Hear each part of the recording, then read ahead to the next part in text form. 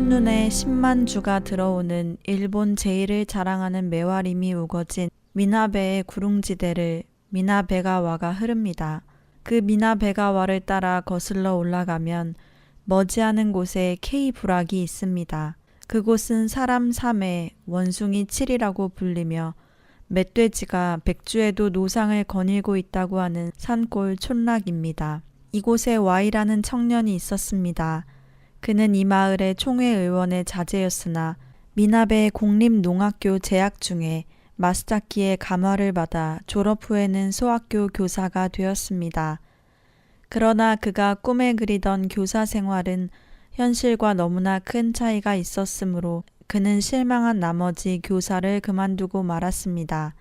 그리하여 낮에는 아버지의 농사일을 돕고 밤에는 10km나 떨어진 마스타키가 경영하는 미나베루 오토 학원에 야하게 계속 다녔습니다.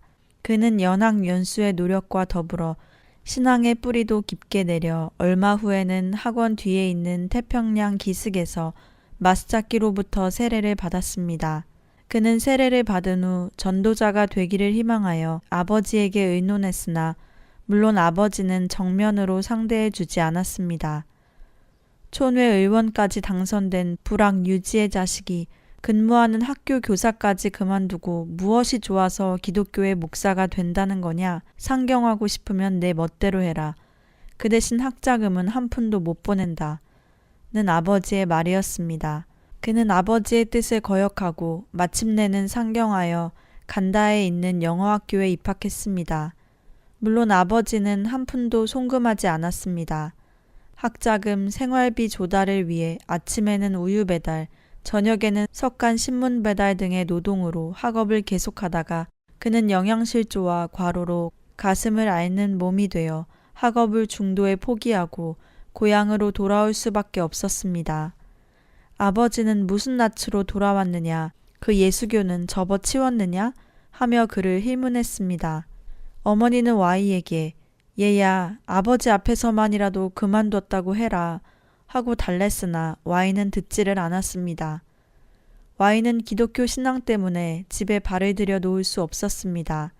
하는 수 없이 그는 그의 집에서 2km나 떨어진 온보오고야라고 불리는 작은 헌집을 수리해서 그곳에 기거하며 자취로 요양 생활을 계속하기로 했습니다.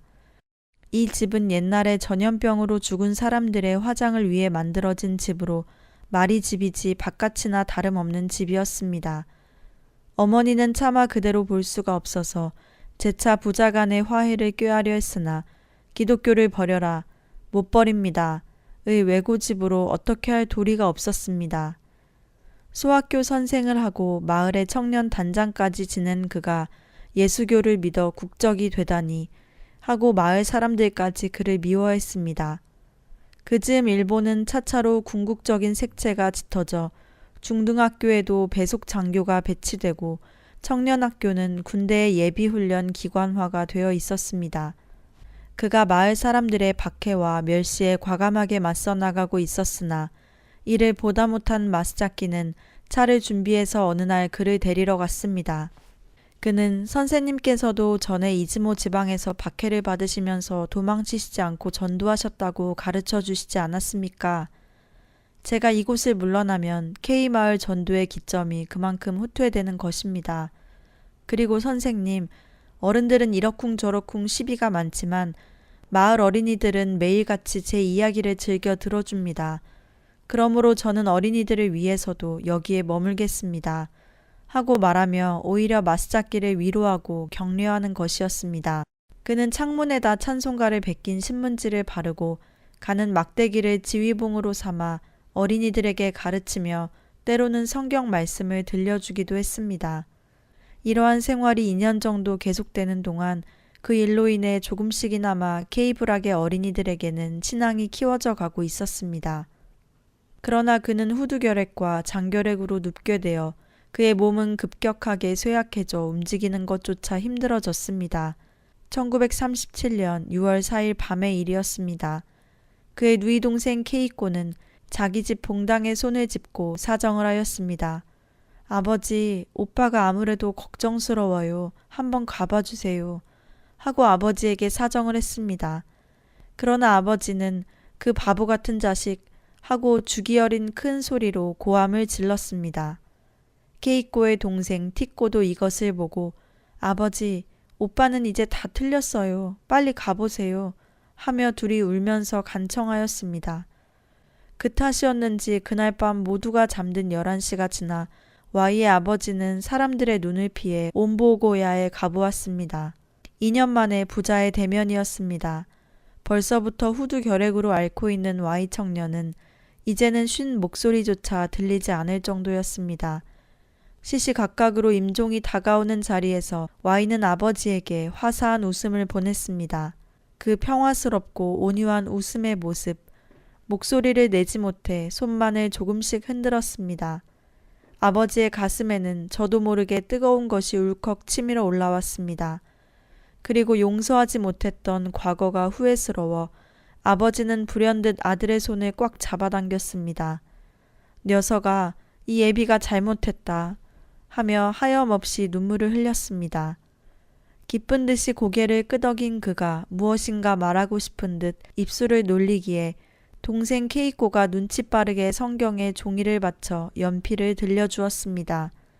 그는 떨리는 손으로 천천히 천국으로 승리의 개선, 할렐루야 라고 그 종이 쪽지에 쓰고는 웃으면서 숨을 거두었습니다. 이 모습을 본 아버지는 그의 시신을 부둥켜 안고 대성통곡을 하며 와이야 용서해다오. 이렇게 굳은 너의 신앙을 내가 이해하지 못하고 너를 죽이고 말았구나.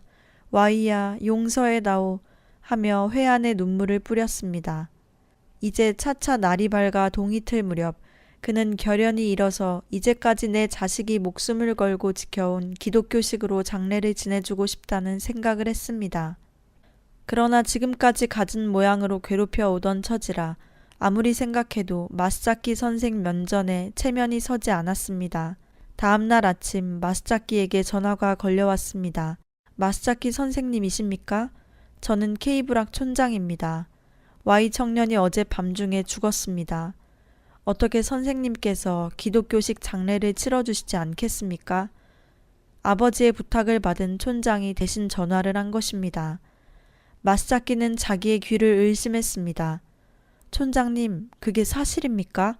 기독교식 장례를 한다고 A씨가 말하던가요? 하고 반문했습니다. 그는 곧바로 달려갔습니다. 그가 온보고야에 와보니 그 고장 목수들이 기독교인의 관을 짜면 연장이 부정해진다고 겁을 먹고 관을 준비해주지 않고 있었습니다. 거기서 난처해진 그는 국리 끝에 소학교 학생들이 쓰고 있는 공장용 톱과 대패를 빌려서 4시간이나 걸려 관과 묘포로 사용할 십자가를 만들었습니다.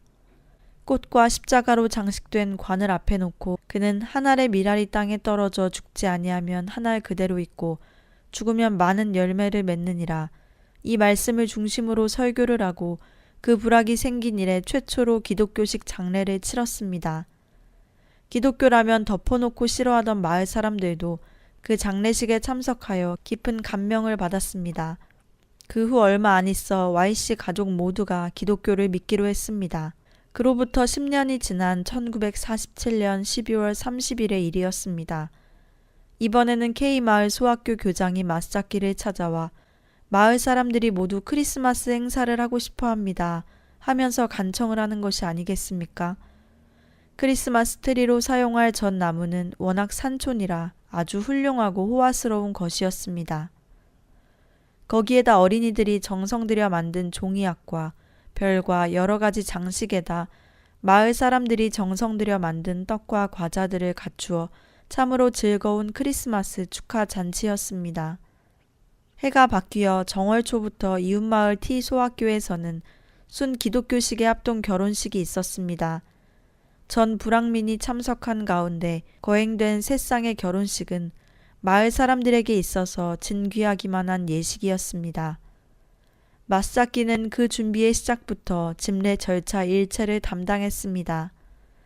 마을 사람들은 각자 준비해온 쌀과 팥으로 3개항을 지어 축하 연회를 배설하고 신랑 신부들을 진심으로 축복했습니다.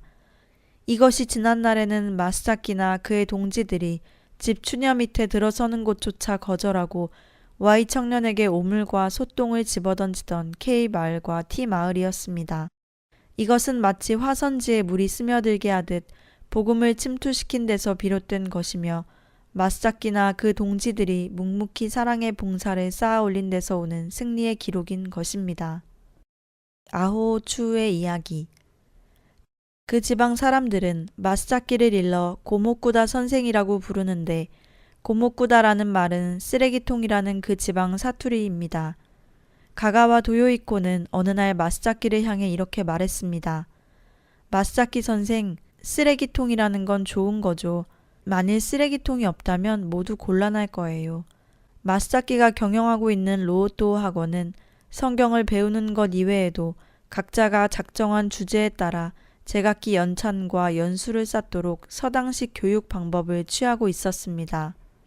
사람들은 이곳을 바보학원이라고 불렀습니다. 이유는 이 학원에 백치 소년이 한 명 있는 것을 안 근처 사람이 입구 문기둥에다 페인트로 바보학교라고 낙서를 했던 적이 있어서 그것으로 호칭이 되어 미나베의 명물의 하나가 되었습니다. 이 소년은 야마모도 추우이치라고 하는데 어렸을 때 뇌막염을 앓은 고아였습니다. 그는 음식을 아주 많이 먹는 데다 잠자리에 소변을 가리지 못할 정도여서 친척들도 정이 떨어져 내팽개쳐 걸식을 하고 있는 것을 마스자키가 자택으로 데리고 와 돌봐주기로 했던 것입니다. 데리고 온 그날부터 마스자키는 그 소년을 자기 잠자리에 재웠습니다. 아침에 일어나 보니 야마모도는 이부자리에 큼직한 지도를 하나 가득히 그려놓았습니다. 이 아무 쓸모가 없는 백치 소년인 이 추우양 군에게도 남이 흉내내지 못하는 하나의 특기가 있었습니다. 그것은 파리를 잡는 일이었습니다. 파리를 보자 정신박약자 특유의 불안정한 눈이 갑자기 번쩍이면서 파리를 지켜보며 왼손 오른손으로 겨냥을 하더니 재빨리 오른손 끝으로 탁 치자 파리는 백발백중으로 잡혔습니다. 아주 신기할 정도였습니다. 시험적으로 장작을 패도록 했더니 그 솜씨도 상당한 실력이었습니다. 그러나 마스자키에게 배워서 추우양이 외운 것이 있다면 저 북방 얼음산과 또 대양 산호섬이라는 찬송가 한 장뿐인데 그는 그 찬송을 애교 있는 목소리로 늘 부르고 있었습니다. 그러나 추우양 군이 와 있게 됨으로써 로또 학원은 바보학교라는 이름이 붙여지고 다른 청년들은 이것을 문제 삼았습니다. 그리하여 마스자키에게 추우양 군을 우리 학원에 출입시키지 않는 것이 좋겠습니다. 추우양 군을 놔두면 우리들이 나가겠습니다. 하고 항의를 했습니다. 어지간한 마스자키도 여기에는 괴로웠습니다. 예수 그리스도는 건강한 자에게는 의원이 쓸데없고 병든 자에게라야 쓸데있느니라 하셨고 또 양 100마리가 있는데 그 중에 하나가 길을 잃었으면 그 99마리를 산에 두고 가서 길 잃은 양을 찾지 않겠느냐 라고 말씀하셨습니다. 유능한 7 청년과 백치소년 한 사람과 어느 것을 택할 것인가. 결과는 7명의 유능한 청년들이 떠나가고 말았습니다. 그런데 어느 날 추우양 군이 외출해서는 밤이 되어도 돌아오지 않았습니다. 사방으로 수소문해 봤으나 아무 소식도 알 길이 없었습니다. 어쩌면 옛 방랑벽이 발동하여 그저 발길 닿는 대로 떠돌고 있지 않나 하는 짐작도 해봤습니다. 그로부터 수년 후 추우양 군이 어느 기범선에 따라다니며 일을 하고 있다는 풍문이 마스자키에게 들려왔습니다. 1939년 어느 날 웬 신사한 사람이 돌연 마스자키를 찾아왔습니다. 당신이 몇 년 전에 야다모도 추우이치라는 소년을 돌봐주신 마스자키 선생님이십니까? 아, 당신은 추우양 군의 소식을 알고 계십니까? 지금 어떻게 지내고 있습니까? 기범선을 타고 있다는 소식은 풍문에 들었습니다만 실은 그 추우양 군이 아주 훌륭한 공헌을 하고 죽었습니다. 이것이 추우양 군의 유품입니다. 그 신사는 그렇게 말하며 배에 타륜을 내놓았습니다. 그는 추우양 군이 타고 있던 기범선의 선장이었습니다. 그는 다음과 같이 말을 이었습니다. 어느 날 기범선 고우주 마루는 화물을 가득 싣고 기슈 오하시항을 떠났습니다. 그런데 출범 후 얼마 안 있어 폭풍우를 만나 신구 앞바다에 이르렀을 때는 아무리 해도 마음대로 되지 않았습니다. 마침내 배 밑이 암초에 부딪히고 말았지요. 부서진 배 밑에서는 굉장한 물이 스며들어 아무리 배수를 해도 막아낼 방법이 없었습니다. 이제는 어쩔 수 없다고 모두가 체념을 하고 있을 때 배 밑바닥에서 선장님, 선장님, 빨리 배를요 하고 손짓을 하면서 큰 소리로 외치는 사람이 있었습니다. 자세히 보니 아오추우가 아니겠어요? 이상하게도 그 후부터 물이 조금도 불어나지 않았습니다. 선원들은 다시 필사적으로 물을 퍼냈고 추우 양군은 배 밑 구멍으로 자기의 넓적다리를 내밀더니 필사적으로 몸부림치며 빨리빨리 배를 어서 육지로 대세요 하며 미칠 듯이 소리치고 있었습니다. 거기서 선원들은 정신없이 배를 움직여 간신히 육지로 대어 구사일생으로 살 수 있었으나 추우이찌는 가엾게도 넓적다리가 떨어져 나갔고 너무 많은 출혈로 상륙하기 전에 그만 숨을 거두고 말았습니다. 마스자키는 학원에서 언제나 네덜란드에서 두개 붕괴를 막은 한스 소년의 미담을 청년들에게 가르쳐 주었고 아우추우 양군은 늘 나는 한스야, 나는 한스야 하고 입버릇처럼 말하더니 결국에는 그대로 치러냈던 것입니다. 사람들로부터 아우추우, 아우추우라는 바보스러움을 놀림받고 그 아우추우가 자기 자신의 본명인 줄 알고 있던 야마모도 추우이치. 물이 솟구쳐 들어오는 배 밑 구멍에다 헝겊이나 나무 대신 자기 육신의 일부로 막아 수명의 동료와 배를 구해준 야마모토 추우이치. 사람이 친구를 위하여 자기 목숨을 버리면 이에서 더 큰 사랑이 없느니라. 지금도 로또 학원 쿄다이소의 지붕 높이에 야마모토 추우이치를 기념하여 그가 타고 있었던 기범선 코오주 마루의 타륜이 장식되어 있습니다. 그 후 이 선장이 사는 미에겐 쿠키 마치에 기독교 전도관이 세워져 마스자키도 때때로 초청되어 그곳에 집회를 인도했었습니다. 이소노 박사의 이야기. 1943년 11월 2차 대전도 서서히 패전으로 기울어져 가는 때에 기독교회는 외국의 스파이로 몰려 집회도 자유로이 할 수 없었을 때의 일이었습니다. 어느 날 밤 마스자키는 늘 하던 대로 애용하는 망원경을 꺼내들고 하늘이 하나님의 영광을 선포하고 궁창이 그 손으로 하신 일을 나타내는도다 하고 구약 시인 다윗이 노래한 창공의 밝은 별을 바라보고 있었습니다. 당시 그의 일거수일투족은 만인이 주시하는 표적이 되어 있었으므로 그가 망원경을 들여다보고 있는 것은 적의 비행기에게 암호를 보내고 있음이 틀림없다는 식의 혐의를 받게 되었습니다. 그는 와카야마 현병 사령부에 출두하도록 명령을 받았습니다. 그가 출두하자 아무 문초도 거치지 않고 다짜고짜로 담당 S상사에게 얻어맞고 걷어채이며 짓밟히는 폭행을 무수하게 당하여 그만 그 자리에서 기절하고 말았습니다. 군대에서 사람을 죽였다고 하면 시끄러우니 숨이 붙어 있을 때 어서 돌려보내자 하며 그를 돌려보냈습니다. 마스자키는 그날 의식을 잃은 채 가족들에게 인도되었습니다. 자택에 돌려보내진 뒤에 의식을 회복했다고는 하지만 센다이에서의 순환으로 인한 그의 옛 상처는 이번 폭행이 계기가 되어 재발하고 말았습니다. 다른 데서는 찾아볼 수 없는 증상이어서 가까운 몇몇 의사에게 보였더니 그들로서는 어떻게 손을 댈 여지가 없다면서 사카이시의 이소노 박사라는 어떨는지 하는 말이었습니다. 그 말에 가족들은 이소노 박사에게 한 가닥 희망을 기대하였으나 이소노 박사에게는 아무 연줄이 없었습니다. 마스자키에게 사사받고 있던 오오사카의 구라야스코는 이 소식을 전해 듣고 모모야간 사부로 부부의 소개로 곧 사카이시의 이소노 이비 의원으로 달려갔습니다. 이소노 선생님, 평생의 소원입니다. 마스자키 선생님이 돌아가시게 되었습니다. 어떻게 선생님께서 살려주세요. 네? 마스자키 선생님이 위독하시다고요? 아, 저 미나베의 마스자키 선생 말씀이요? 그거 큰일이로군. 하고 이소노 박사는 황급히 따라 나섰습니다.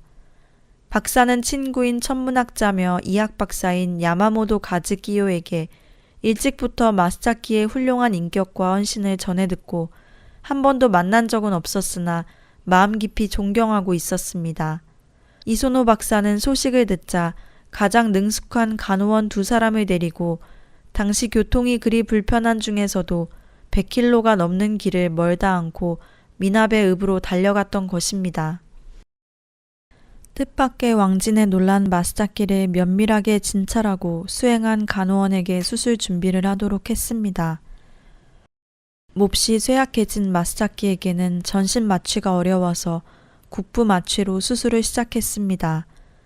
병명은 만성 중이염이었으며 수술은 3시간 반이나 걸렸습니다. 이러는 동안에 마스자키는 침대 위에 엎드려 고통을 꾹 참으며 십자가 위 주님의 고통을 생각했습니다. 그 후에도 이소노 박사가 4번이나 왕진 치료를 해주어서 마스자키의 상처도 기적적으로 완치되어 갔습니다.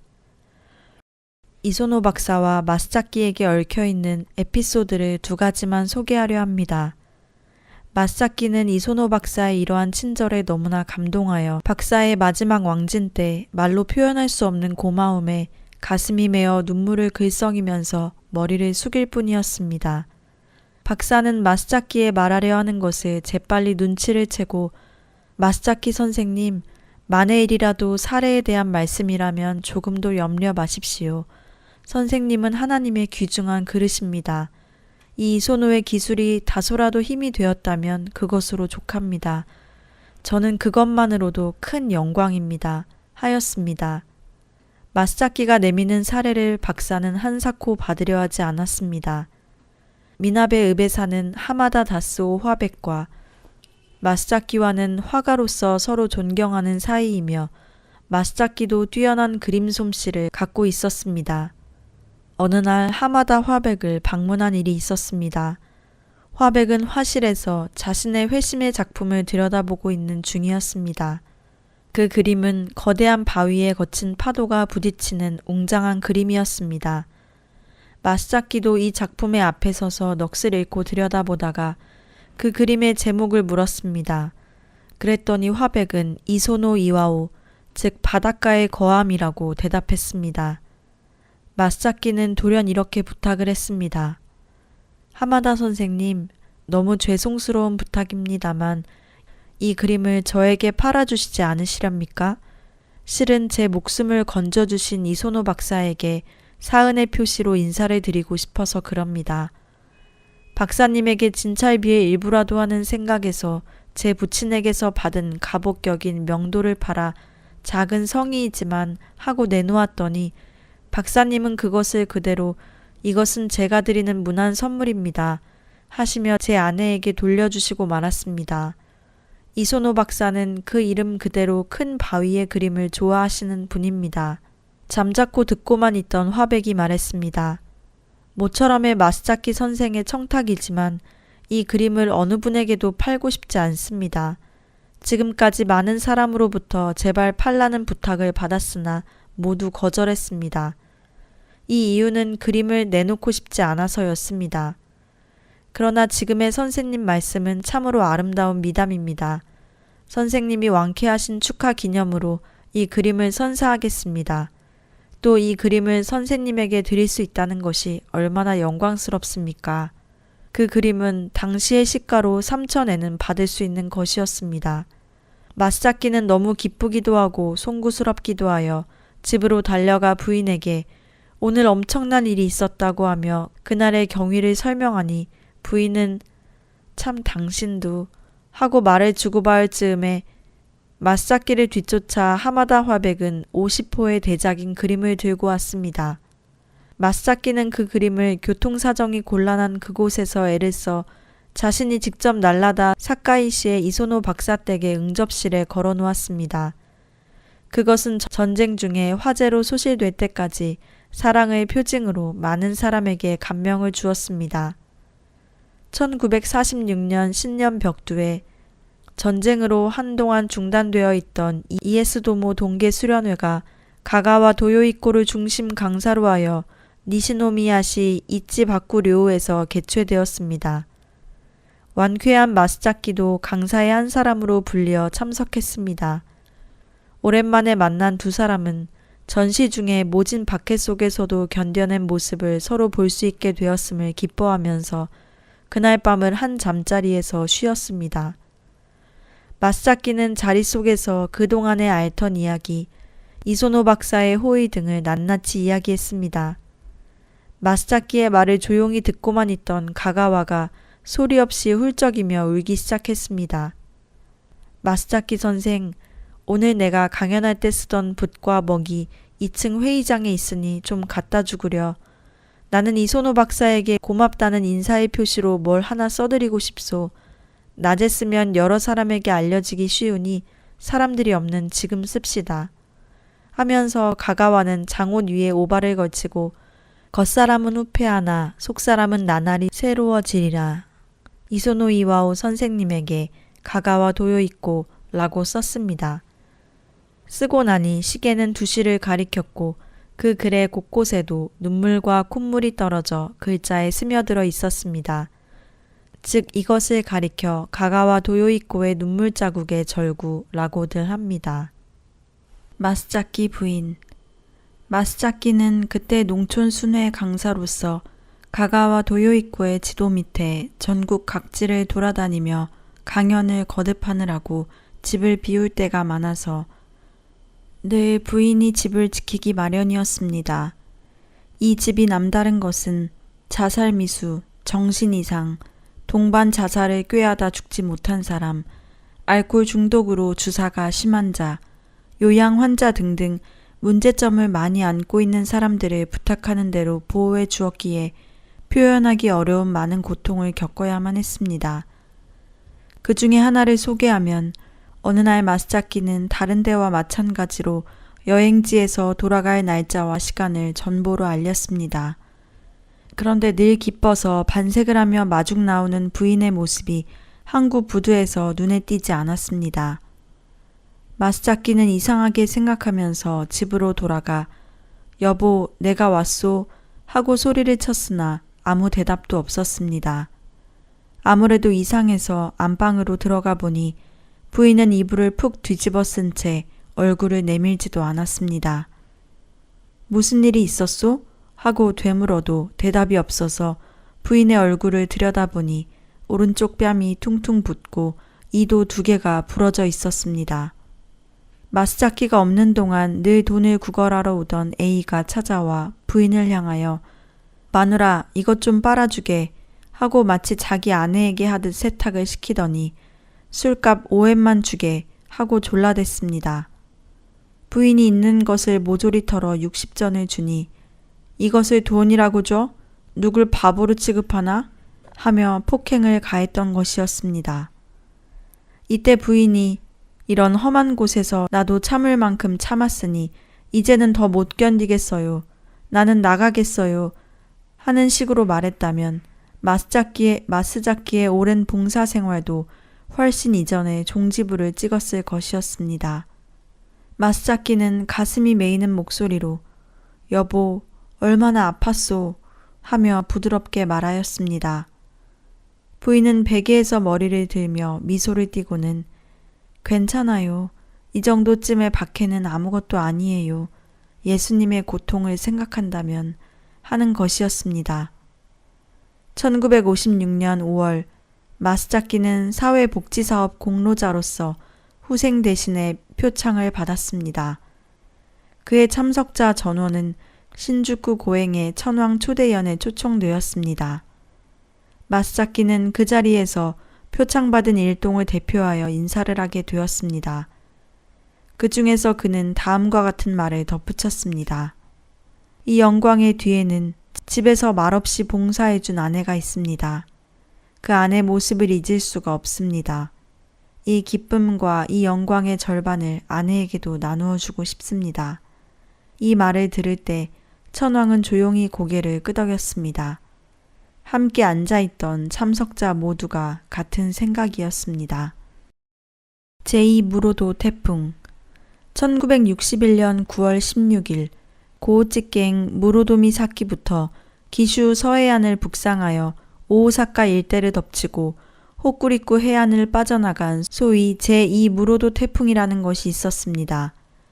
이 태풍의 내습으로 마스자키가 고심을 거듭해 세웠던 건물 중에서 해안 쪽에 가까운 아브라함관, 도학고의 집 취사장의 요단 목욕탕은 해일 때문에 바다로 휩쓸려 나가 쇼 A강만 남았고, 박물관도 추녀가 기울고 지붕이 날아가 반파 상태가 되고, 게다가 마스자키 자신도 큰 파도에 떠밀려 바다로 끌려갔었습니다. 기적적으로 판자를 붙들고 밀리다 해변에 던져졌는데 얼마 뒤 정신이 들어 쳐다보니 반 벌거숭이의 노파에게 위로부터 겹쳐져 있듯이 꽉 안겨 있었습니다. 그 노파는 그 근처 어느 어부가정의 86세나 난 노모였습니다. 이 노파가 태풍이 지나간 뒤 무심코 해변을 거닐고 있는데 이상한 물체가 보였습니다. 다가가 보니 그는 근처의 기독교 선생이었습니다. 어이구, 이 어찌된 일이지? 저 마스자키 선생 아닌가? 이거 야단났구먼. 어서 의사를 불러야 할 텐데. 이분은 오랜 경험에서 순환 구조의 응급조치 요령을 터득하고 있었습니다. 곧 마스자키의 옷을 다 벗기고 자기도 옷을 벗어 그를 끌어안고 자기 체온으로 몸을 녹였습니다. 얼마 후 정신이 든 마스자키에게 젊은 처녀가 아니어서 좀 미안하구먼 하고 귓전에다 속삭이는 것이었습니다. 이와 같이 목숨은 겨우 건졌으나 판자에 박혀있던 녹슨 못에 찔려 파상풍균이 들어갔는지 중태로 몸져 눕게 되었습니다. 보통 이 정도의 증상이면 회복하기가 어렵다고들 하나 마스자키의 위급을 전해들은 원근각지의 사람들은 자진하여 헌혈을 제의해왔고, 불면 불유 의사들의 민첩하고도 적절한 응급조치로 또 한 번 기적적으로 목숨을 건질 수 있었습니다. 졸업증서 1961년 11월 3일 가가와 도요이코가 창립한 사회복지법인 예수단에 속하는 각 시설의 직원 200명이 참가한 고오베시 교회의 김비라산에서 1박 연수회가 개최되었습니다. 그때 마스자키 소도이코는 강연 중에서 다음과 같은 이야기를 하였습니다. 지금부터 20몇 년 전 우리 집 근처에 F라는 사람이 살고 있었습니다. 그는 개나 돼지를 도살하는 것을 생업으로 삼고 직업 탓인지 술 마시는 일과 도박하기를 밥 먹듯 하는 문란한 생활로서 세월을 보내고 있었습니다. 그로 인해 가까운 곳에 살고 있는 나에게도 애꿎은 봉변이 아무 때나 날아오는 것이었습니다. 이 F에게 16살 난 큰딸이 있었는데 그의 모습이 보이지 않아 어째서인지 F에게 물었습니다. 쿠시모도의 요정에 30엔으로 팔아넘겨 그 돈을 술로 탕진했다는 것이었습니다. 나는 30엔을 마련하여 그 요정으로 딸아이를 찾으러 갔습니다. 그곳 주인은 그 처녀에게 상당한 미천이 들어갔다고 하며 120엔은 가져와야 보내줄 수 있다고 했습니다. 할 수 없이 나는 기독교의 목사요. 거짓말은 절대 하지 않소. 잔금은 나중에 보내드리겠소. 하고 그 처녀를 데리고 돌아왔습니다. 지금의 120엔과는 달리 그 당시 나에게는 좀처럼 마련하기 어려운 돈이었습니다. 그러는 동안 그는 술로 인한 살인미수로 아이들 6명을 남겨둔 채 감옥에서 복역을 하게 되었습니다. 집세를 지불하지 못하니 그 가족은 집주인으로부터 쫓겨나 갈 곳도 없게 되었습니다. 나는 가족 전부를 맡아 돌보기로 했습니다. 이웃 사람들은 선생님은 마치 폭탄을 끼고 계신 것 같다고 말했습니다. 그 뒤 F의 처 K는 후두결핵과 장결핵을 앓다가 우리 내외의 간호도 보람없이 죽고 말았습니다. 나는 그 시체를 내 손으로 화장을 해서 내가 만든 노즈미가 오카의 묘지 납골당에 그 유골을 안치했습니다. F는 얼마가 지난 4년 후 보석이 되어 가출옥을 했습니다. 어느 날 나를 찾아와서는 오른쪽 새끼손가락을 자른 것을 내놓으며 저는 지금까지 선생님에게 너무 패만 끼쳤습니다. 이번에야말로 괘씸해서 술도 끊겠습니다. 그리고 사람 구실을 하겠습니다. 착실하게 장사해서 선생님 은혜에 보답하고 싶습니다. 그러니 선생님, 제 보증을 한 번만 서주실 수 없으시겠습니까? 하고 간청하였습니다. 내가 이종이의 도장 한번 찍어줘서 이 사람을 올바른 사람으로 만들 수 있다면 하는 생각에 자네가 손가락을 끊으면서까지 굳은 약속을 해주니 하고 부탁하는 대로 도장을 찍어주었습니다. 그것은 3,000엔 차용증서의 보증인 도장이었습니다. 얼마 동안 F는 좀 착실한 듯 하더니 또 술로 실패를 하고 나에게 보증의 책임만 안겨준 채 행방을 감추고 말았습니다. 풍문에는 홋카이도에 가 있는 것 같다는 것이지만 이래저래 고민하던 나머지 효고갱 가와라기 무라에 살고 있는 가가와 도요이코 선생을 찾아가 자초지종을 털어놓고 의논했습니다. 선생은 가만히 내 얼굴을 들여다보더니 껄껄대고 웃으시면서 마스자키군, 자네도 이제 제법일세 하시며 그의 손으로 내 손을 부드럽게 쥐시고 자네에게도 졸업증서를 줄까? 여보게, 그리스도의 사업이란 기만도 당하고 협박도 당하며 사랑하는 자로부터는 배신을 당하는 것이 당연한 것이라네. 자네도 이제는 아주 제법이야. 가만히 있어라. 자네에게는 아직 졸업증서는 일러 수업증서라고 하지 하시며 놀리시는 것이었습니다. 그때 나는 참 그렇군. 모든 사람에게 배신을 당하고 속임을 당하더라도 하나님은 우리를 저버리시지 않는다는 것을 깨닫고 그 3,000엔의 보증 책임을 지기로 결심하고 가가와 선생께 인사를 하고는 떠났습니다. 선생은 말없이 가만히 팔짱을 낀 채 나를 바래다 주었습니다. 그 후 나는 7년간을 실로 살을 깎는 듯한 괴로움에 시달리면서 지내게 되었습니다. 나는 지난 9월 16일에 제 이무로도 태풍의 지독한 재해와 더불어 나 자신도 중상을 입어 오늘날까지 안정을 취하고 있습니다. 얼마 후 10월 22일의 일이었습니다. 나에게 홋카이도로부터 낯선 청년 한 사람이 찾아왔습니다. 그 청년은 나를 몹시 고통스럽게 했던 F의 셋째 아들 S군이었습니다. 이야기는 지금부터 24년 전으로 거슬러 올라가 F는 자기 부채를 나한테 떠맡기고 홋카이도로 도피하여 그곳 개척 농장에서 가난한 생활을 하다가 최후에는 중풍으로 죽고 말았던 모양입니다.